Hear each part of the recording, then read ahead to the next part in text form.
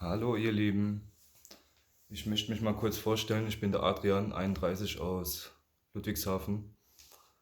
Ähm, Ich habe mich entschlossen, dieses Video zu machen, weil es in unserer Gesellschaft mies aussieht. Die Psychologen sind überfüllt, die Psychiater sind überfüllt. Aufgrund unserer Situation ist es einfach so, dass die Leute Hilfe brauchen, dass die jemanden brauchen, der sie auffängt und unterstützt.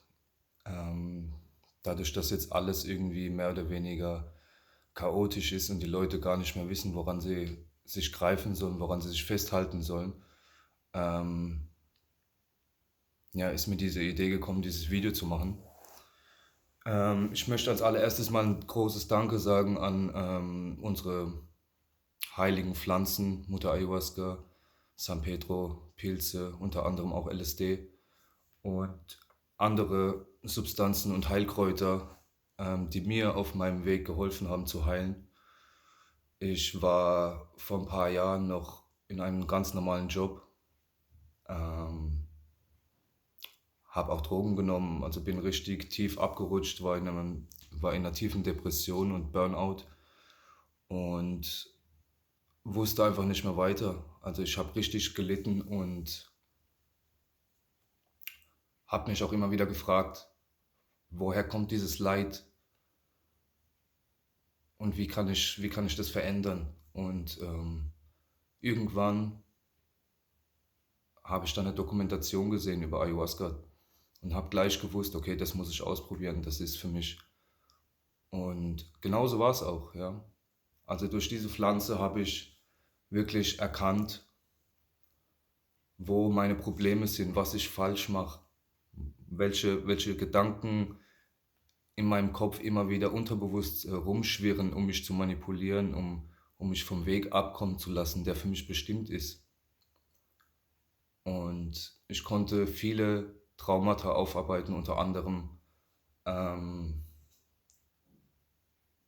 habe ich auch gesehen oder erlebt, wie mein Vater, der vor Jahren gestorben ist, mit mir kommuniziert hat, Abschied von mir genommen hat. Ich konnte Abschied nehmen und ja, habe einfach Raum und Zeit bereist in verschiedenen Zeremonien und unglaubliche Sachen erlebt und verstanden, dass es zum Beispiel auch keinen Tod gibt. Also ich war schon immer der Meinung, dass es Reinkarnationen gibt, dass wir mehrere Leben hatten und uns auch mit diesem Leben verbinden können, wenn wir soweit sind, wenn wir unsere Themen aufgearbeitet haben. Und genau das durfte ich in Zeremonien erfahren, dass es genau so ist, dass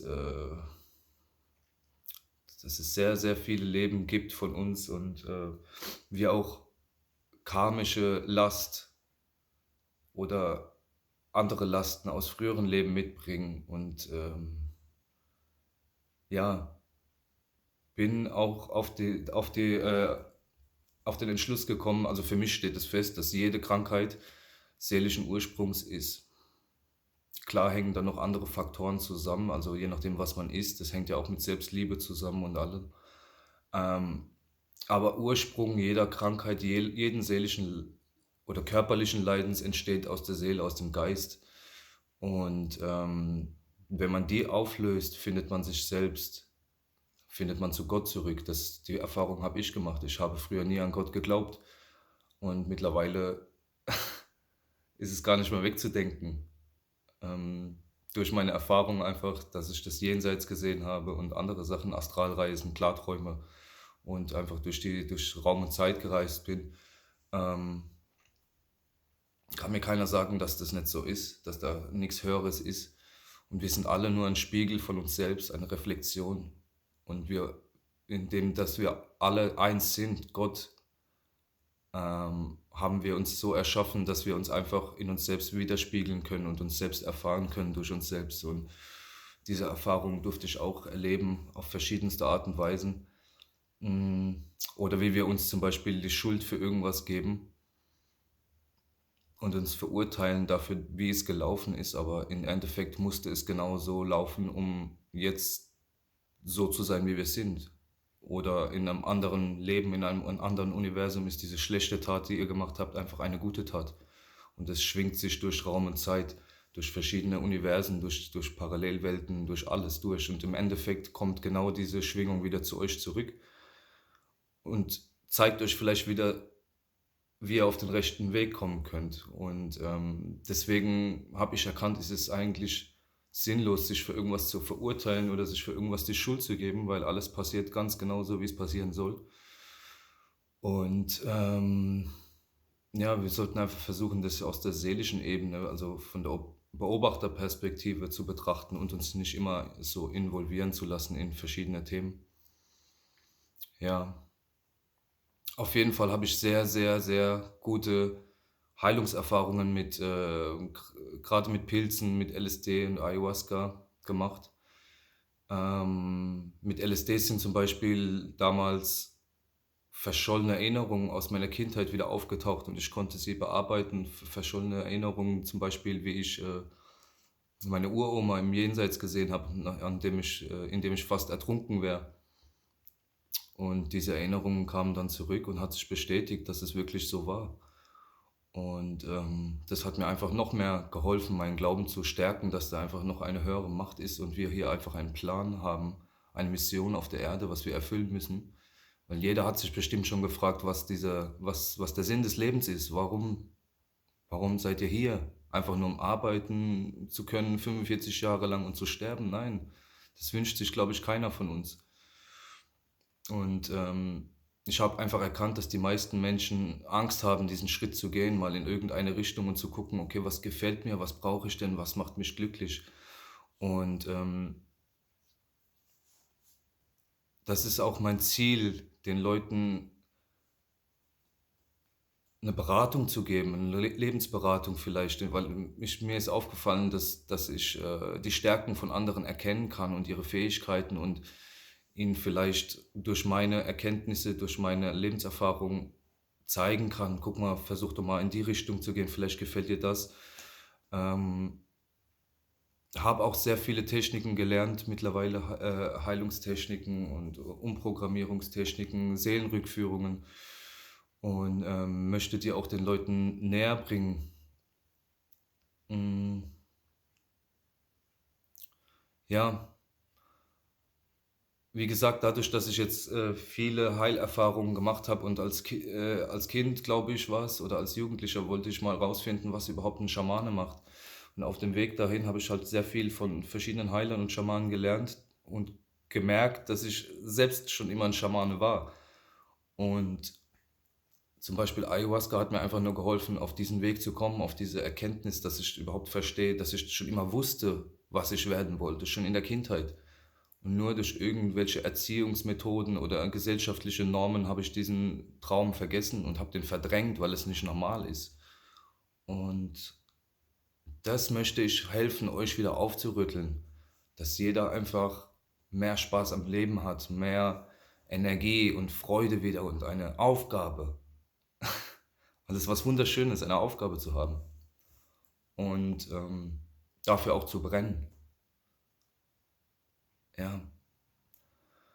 Und meine Idee war es jetzt mit Freunden, also ich hatte schon immer die Vision, ein Dorf zu errichten, in dem man autark lebt, sein eigenes Wasser aus einem Brunnen bezieht, aus einem Fluss oder einem See, das wieder lebendig strukturiert, also das heißt filtert und auch wieder nach Viktor Schauberger das Wasser strukturiert und energetisiert mit Edelstein, Schungit oder sonstigem. Und dass da einfach eine Gemeinschaft entsteht, in der man sich frei entfalten kann, die auch mehr oder weniger wie ein Spielplatz aussehen soll. Also sehr mit der Natur verbunden. Also man kann auch Technik mit einbinden, aber die soll möglichst mit der Natur verbunden werden. Und in diesem Dorfzentrum soll es sich hauptsächlich um Heilung drehen. Ähm, ja, verschiedene Heilungsmethoden, also Diäten, Yoga soll angeboten werden, Meditation, eine Töpferei soll es geben, eine Schneiderei, eine Schreinerei, alles, was man sich vorstellen kann, was man braucht, um einfach glücklich zu leben und alles bauen zu können.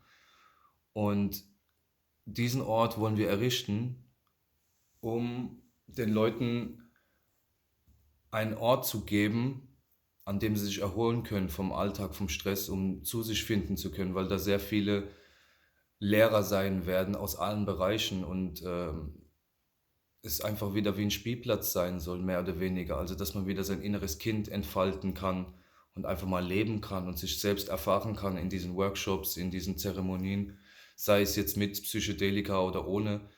Ähm, Es gibt verschiedene Wege zu heilen und wir sind jetzt schon ein gutes Team und ich bin sicher, dass da noch einige Leute dazukommen werden, die genau diesen Erfahrungsschatz, den wir nicht haben, ausfüllen werden, sodass es insgesamt ein großes Ganzes ergibt, dass wir die Leute optimal betreuen können.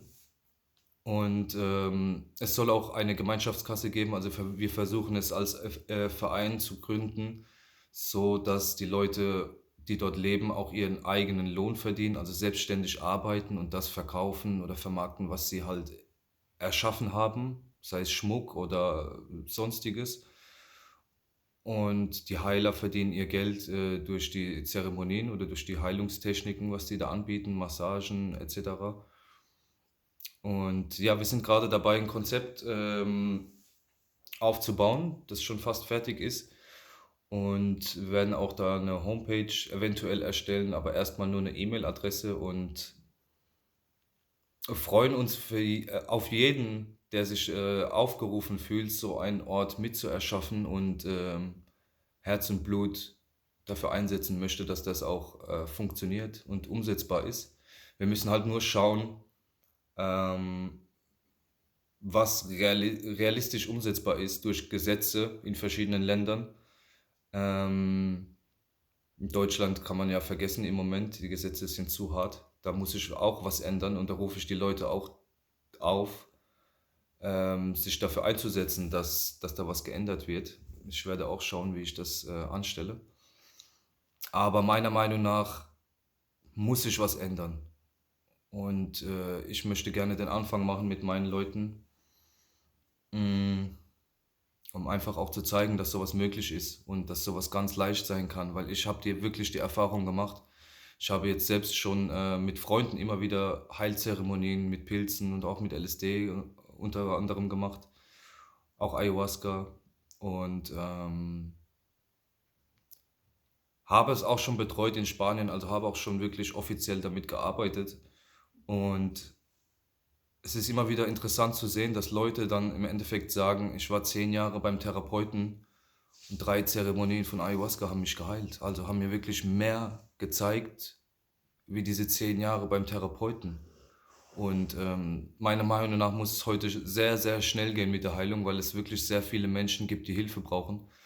Und ich bin einer unter anderem, der sich das zutraut, die Leute da in den Zeremonien zu behandeln, zu unterstützen. Dadurch, dass ich mich auch jetzt jahrelang selbst therapiert habe und viel gelernt habe über Traumatherapie und so weiter. Und ja, das ist unser Plan, ja, dass wir da einfach ein starkes Team haben, um die Leute schnellstmöglich aufzupäppeln, dass sie wieder auf ihren Weg kommen und ihre Mission erkennen. Und ja, ich hoffe, da kommen genau die richtigen Leute zusammen. Also ich bin da sehr im Vertrauen, dass die Resonanz genau die richtigen Leute zu uns ziehen wird, die im Endeffekt zum Team gehören. Mm, Ich halte euch mal kurz meine E-Mail-Adresse, meine private, hoch.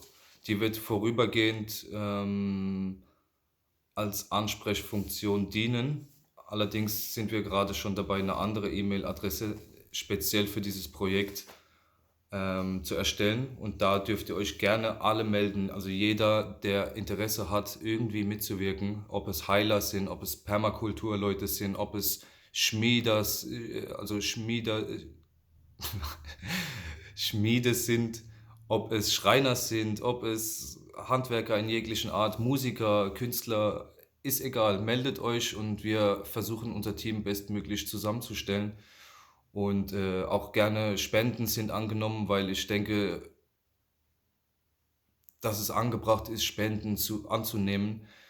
Ähm, Wir versuchen ein richtig großes Land zu bekommen, also mindestens 40 Hektar. Das haben wir mal angepeilt und in verschiedenen Ländern sind die nicht besonders teuer. Und wir versuchen das auch so umzusetzen, dass jeder, der spendet, auch ein Recht auf eine Erstheilung bei uns hat oder eine Behandlung oder sonstiges. Das wird sich dann zeigen, wie es läuft. Und im Endeffekt wollen wir als Stamm fungieren. Das heißt, es wird mehrere Oberhäupter geben, die jetzt gewählt werden oder unter anderem auch die Gründer, also teils von den Gründern und teils werden die gewählt. Und wir versuchen das wirklich so zu machen, dass aus jedem Bereich dann jemand dabei ist, dass wirklich für jedes Gebiet ein Spezialist sozusagen dabei ist im Rat, um das alles optimal beraten zu können.